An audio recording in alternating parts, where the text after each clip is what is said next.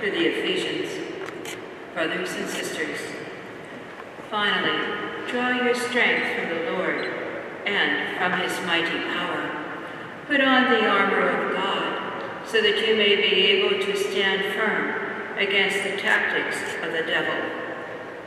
For our struggle is not with flesh and blood, but with the principalities, with the powers, with the world rulers of this present darkness, with the evil spirits in the heavens. Therefore, put on the armor of God, that you may be able to resist on the evil day, and having done everything, hold to your ground. The word of the Lord. Thanks be to God.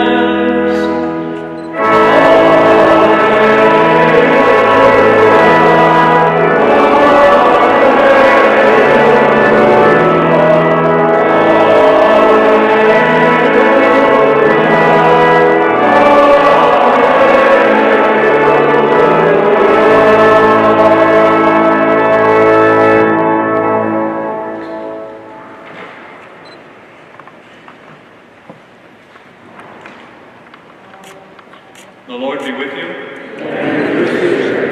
A reading from the Holy Gospel according to Matthew.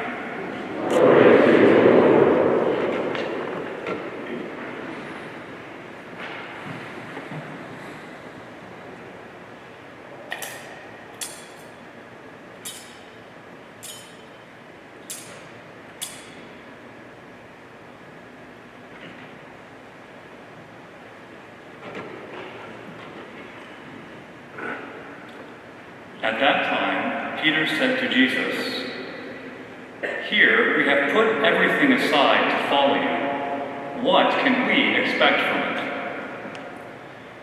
Jesus said to them, "I give you my solemn word. In the new age, when the Son of Man takes his seat upon a throne, befitting his glory, you who have followed me shall likewise take your places on 12 thrones, to judge the 12 tribes of Israel.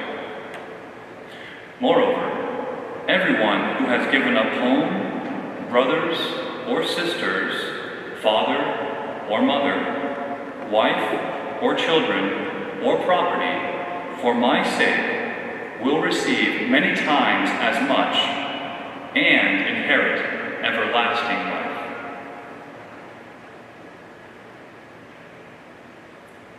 The Gospel of the Lord. Praise to you, Lord Jesus Christ.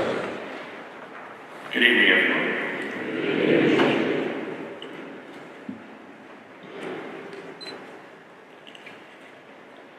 I attended Central Dauphin East High School in Harrisburg, Pennsylvania, which is on the corner of Union Deposit and Rutherford Road. Then, 9 years after I was ordained, I was asked to step into the tribunal to work at the Diocesan Center of the Diocese of Harrisburg. That building is on the corner of Union Deposit Road and Rutherford Road, the other side from the high school. It was my belief that someday I would end up living my last days at the priest's retirement residence, which is on the same property of the Diocesan Center in Harrisburg, on the corner of Union Deposit Road and Rutherford Road. And at least at one time I contemplated purchasing a cemetery plot which is behind that retirement residence, even though it isn't a Catholic cemetery, so I could stay on that corner. For a time, I believed that God was calling me to a life of geographical stability. Similar, but not exactly like your monks. The only way I could get off of that corner was to say yes to Pope Francis when he said, "I think it's time for you to move off of that corner." So I now live on Carbon Road, and my office is on East Pittsburgh Street here in Greensburg. And one of my joys is being close to this monastery and St. Emma's Monastery and the other religious communities of the Diocese of Greensburg. It has been a joy to get to know you and the people of our diocese better over these last several months. One never knows what God will ask of us. That is certain. I used to say tongue-in-cheek that ever since I was a little boy, I wanted to grow up to be the judicial vicar of the Diocese of Harrisburg. But the truth is very different. I did not know what I wanted to be when I grew up. At one point, I wanted to be a musician, then a music teacher, then a biologist, and then before I received the call to priesthood, I wanted to be a medical technologist. Life would have been much simpler as a medical technologist. Speaking to the brothers here, I would imagine that not all of you, when you were children, wanted to grow up to be monks. Most of you didn't know what a monk was. Like most of us, we were conditioned to want to grow up, be married, have a well-paying job, start a family, and then retire to Florida. Many who have joined us today for this Mass of St. Benedict's death, commemoration of it, have calls that are different than mine and yours. And that's a good thing. We are one body with many parts and a multitude of gifts and vocations. That's what has allowed us to survive and adapt as disciples for these many years. Over time, we know from experience that God's ways are not our ways. He shows us this in the people who call us forth from complacency and who stretch our understanding of spiritual possibility. God sends people into our lives to excite our possibilities, to show us new and different ways of living, like St. Benedict did long ago. When I think of this monastery, and when I think of the feast day that your community is commemorating today, I think that God sent St. Benedict to offer a different way of life than previously envisioned, a different possibility for future living than people thought was possible. That's why we call him a father of Western monasticism. Community life, as St. Benedict was inspired to define it, included the stability of commitment to a certain community of persons. Poverty in which everything is held in common, the promise of balance through prayer and work, and making Christ one's only true love. And of course, a beer once in a while, because even moderate pleasure is a gift from God. At some point in your life, you were shown the possibility of monastic life in general, and the community life at this Archabbey in particular. You examined it and felt called to it. You discerned this way of life and felt that it was a good fit for the gifts and the character with which God had created you. You entered for a period for you to look at the community, and the community to look at you. And for many of you here today, you said yes, permanently. I want to spend my life attached to this community, in this place, and living out this rule that St. Benedict gave to us centuries ago. And the rule hasn't only influenced your life, it has influenced me in my diocesan priesthood. I have also learned about the wisdom of St. Benedict's teaching and tried to apply it to my life, to find that balance of prayer and work, to love Christ above all things, to live a little bit more simply and obediently. Families have used his wisdom as well, as they form their own communities of faith around a mother or father and children. And countless books have been written about how to apply St. Benedict's rule to the daily life of the average disciple, thus the oblates.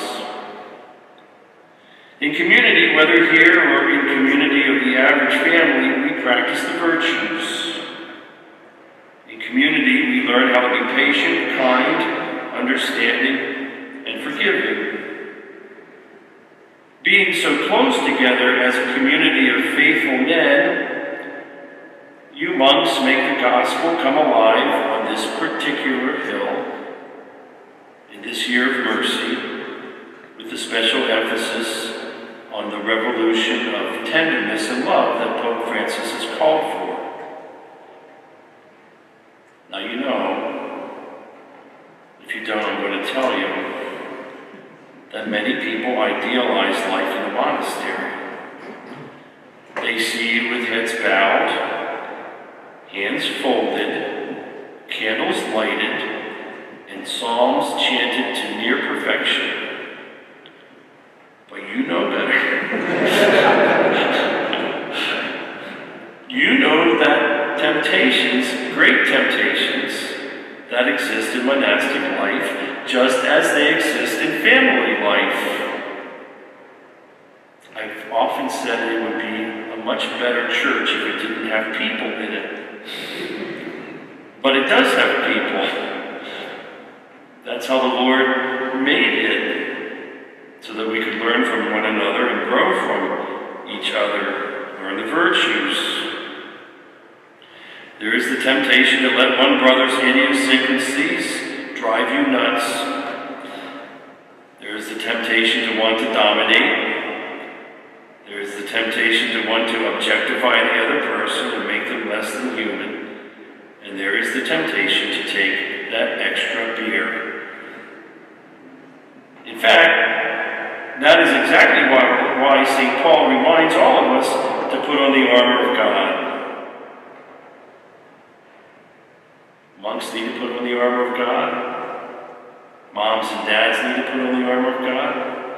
Let me guarantee you this bishop needs to put on the armor of God a lot to stand firm against the tactics of the devil. Wherever Jesus is present, the devil wants to tempt us away from him. The struggle here, as it is everywhere in the Christian life, is with principalities, powers, darkness, and evil spirits. Make no doubt about it. But as an outside observer, and as a person who has made several retreats here before I was named your bishop, I thought I would never leave the corner of Rutherford and Union Deposit. And as a friend of this community, I can say that goodness shines through your lives. You draw many people to you because they see the gospel lived out in this place. They find solace in your prayers for them. They are lifted up by your many good works in our community and in the surrounding dioceses. And they see that the rule of St. Benedict, as you live it out, makes sense.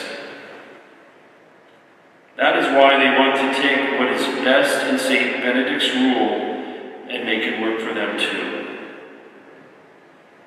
All of these people gathered around you want to take the rule that is at the center of your life. Christ actually is in the center of your life, but the rule leading you there, and make it work for them too. Because somehow it works for you. Somehow in your consecrated life, Christ is made visible. Isn't that exactly what the consecrated life is meant to do? It is meant to make Christ present in the living out of the vows of poverty, chastity, and obedience, and even stability, which shows the world what commitment actually looks like. You, brothers, and my Benedictine sisters, are a treasure to me and to those who gather around you in a multitude of ways. At the end of today's gospel, the Lord promised a reward to those who give up the normal things of life like houses, children, and land. But look around and see the many blessings that He has given to you instead. In fact, you have more brothers now than you could have ever imagined, or perhaps even wanted. And they're a blessing to you, because they draw out the best in you. They are a blessing, even sometimes if they're in disguise. And the ultimate blessing in following the Lord is the gift of eternal life. And we should never forget that's the blessing of blessings, to be with God forever. And so on this commemoration of the death of St. Benedict, thank you for following his way. Today, as we observe his death, we find his spirit and the Spirit of Christ quite alive in you.